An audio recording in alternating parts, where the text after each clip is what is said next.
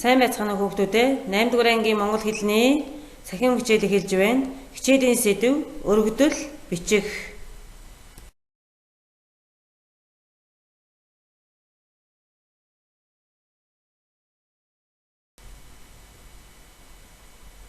Хичээлийн агуулга. 1. Өргөдөл гэж юу вэ? 2 дугаарт өргөдөл хэрхэн бичих вэ?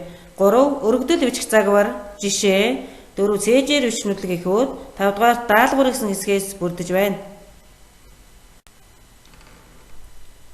Өргөдөл гэж юу вэ? Иргэд, хувь хүнээс асуудал шийдэх эрх бүхий, төрийн байгууллага албан тушаалтанд хувийн хүсэлтэд бичиж өргөн барьсан албан бичгийг өргөдөл гинэ.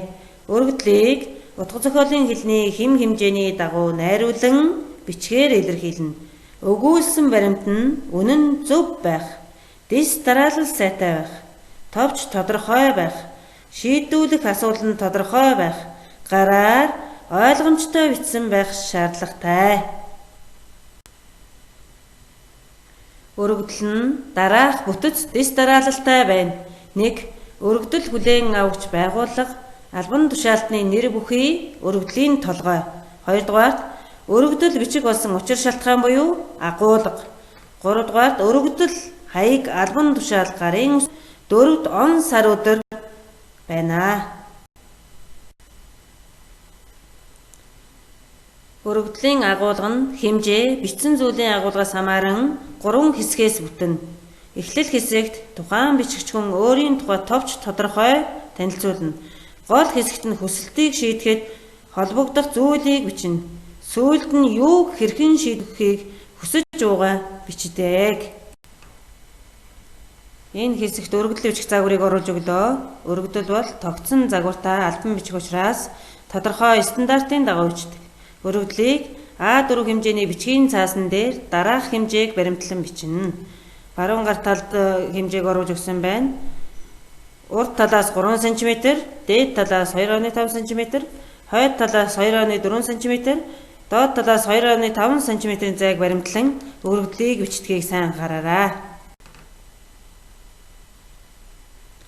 Бэлэн өргөдлийн загварыг хараад та бүхэн гэрийн даалгавар хийх өргөдлөө дуурайж бичих буюу ямар ч үед ийм загвараар өргөдлөө бичиж сурахыг анхаарна.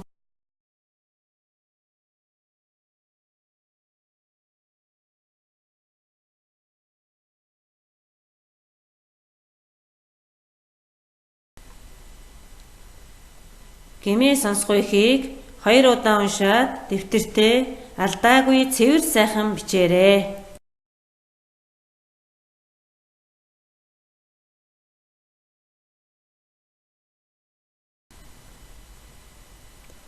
Арслан хураг 2 ихийг 2 удаа уншаад буслын тусламжтайгаар дэвтэртээ алдаагүй цэвэр сайхан бичнэ. Сурах бичгийн 93 дугаар хуудсантайгаа өргөдлийг сайн ажиглаад нэг өргөдөл бичиж дараах хаягийн дагуу хугацаанд нь багтаж илгээгээрэй.